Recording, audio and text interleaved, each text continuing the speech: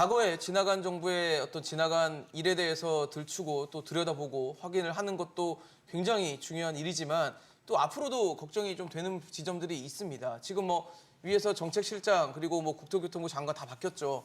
정권이 바뀌었기 때문에 바뀌었는데 이제 행정부에서 일하는 이제 공무원들은 그대로 있거든요. 네. 지금 부동산원 데이터 그리고 거기에 만약에 정말 감사원의 감사대로 국토부가 압박, 외압을 가했다라고 했을 때 앞으로 나올 데이터들에 대한 신뢰를 과연 가질 수 있을 것인가. 앞서 제일 처음에 가장 피해를 본 건 문재인 정부였다. 신뢰를 잃었다라는 부분을 지적을 해주셨다면 현 정부가 이 무게를 또 짊어지고 가야 되는 부분도 있을 것 같다는 생각이 들거든요. 앞서서 제가 말씀드렸듯이 이제 반면교사하면 됩니다. 과거에 잘못한 부분에 대해서는 뭐 법대로 처리하면 되는 거고요. 근데 저는 개인적으로는 이제 전 대통령, 제가 청와대 내부는 모르겠습니다만 설마 대통령이 통계 조작까지 디테일하게 지시했다는 점에서는 저는 그거는 좀 아닌다는 생각은 들고 문제 생길 때마다 전 대통령을 계속 이렇게 우리가 이런 악순환이 된다는 점은 저는 좀 이제는 좀 차단해야 되지 않나 하는 개인적인 생각을 좀 가지고 있고요.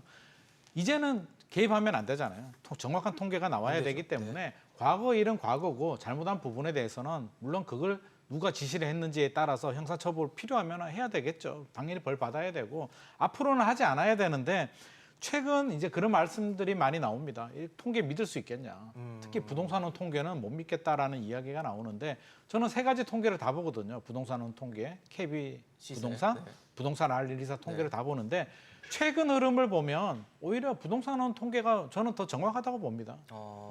진짜로.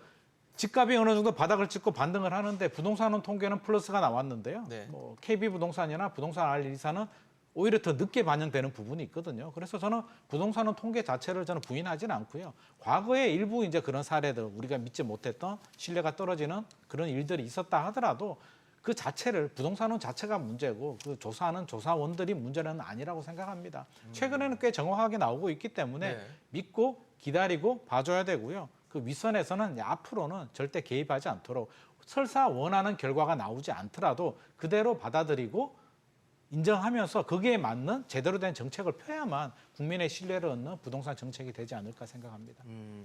앞서서 설주환 부위원장님께서 말씀 주실 때 지난 대선에서 어느 정도 이 부동산에 대한 좀 혼났다 이렇게 얘기 말씀을 주셨는데 지금 이제 총선이 얼마 남지 않았잖아요. 이제 얼마 남지 않은 상황에서 이번 사안이 좀 내부적으로는 좀 어느 정도 영향을 좀 줄 거라고 분석하고 계십니까? 글쎄요. 벌써 이번 정부가 들어선 지 내년 총선이면 거의 한 2년이 그렇겠네요. 다 되거든요. 4월이니까 내년. 근데 그때까지도 이렇게 전 정부의 탓으로 이게 총선 전략을 치른다고 한다면 그건 국민의힘이 상당히 전략을 잘못 짠 것은 아닌가 싶습니다. 이 부분에 대해서는 정치적 특히나 예를 들어서 전 정부의 위법 사항이라고 한다면 뭐 저는 충분히 수사를 하고 처벌해야 한다고 봅니다. 일제 뭐 저는 과거에 지금 생각을 해보면 예를 들어서 적폐청산 수사라든지 이런 것들이 너무 장기화되면서 국민들에게 피로감을 안긴 것도 있어요. 물론 마찬가지로 지금의 정부 검찰에서 하고 있는 뭐 야당 대표에 대한 수사도 마찬가지라고 봐요. 너무 길어졌어요. 그러니까 위법이 있으면 빨리 그러니까 우리가 병원을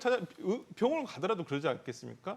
빨리 찾아서 환부를 도려내서 빨리 정상적으로 낫게 하는 것이 의사의 책임이듯이 검찰도 마찬가지예요. 근데 너무 길게 지금 가져가고 있어요. 그러니까 이것을 내년 총선까지 가져갈지는 모르겠지만은 이것도 마찬가지로 봐요. 전 정부 탓으로 내년 총선 전략까지 한다면 그건 정말 지금 정부 여당의 큰 실책이다. 오히려 지금 내년 총선은 중간 선거 형태예요. 현 정부의 2년간을 바라보고 국민들이 아마 선택을 할 거라고 저는 보기 때문에 저는 이번 사건이 내년 총선까지 영향을 미치지는 않을 것이라고 봅니다. 어떻게 보십니까? 지금 부동산과 관련한 트라우마가 있는 국민들이 굉장히 많고 그리고 이제 그 단순히 정책을 변경하는 걸 넘어서 기존의 과거 정부의 세력들이 어떤 그 힘을 가지게 되면 이런 게 또 재발할 수 있는 우려를 만약 느낀다 그러면 그 부분에 대해서 뭐 총선의 영향은 충분히 있을 수 있는 사안이라고 보여지고요.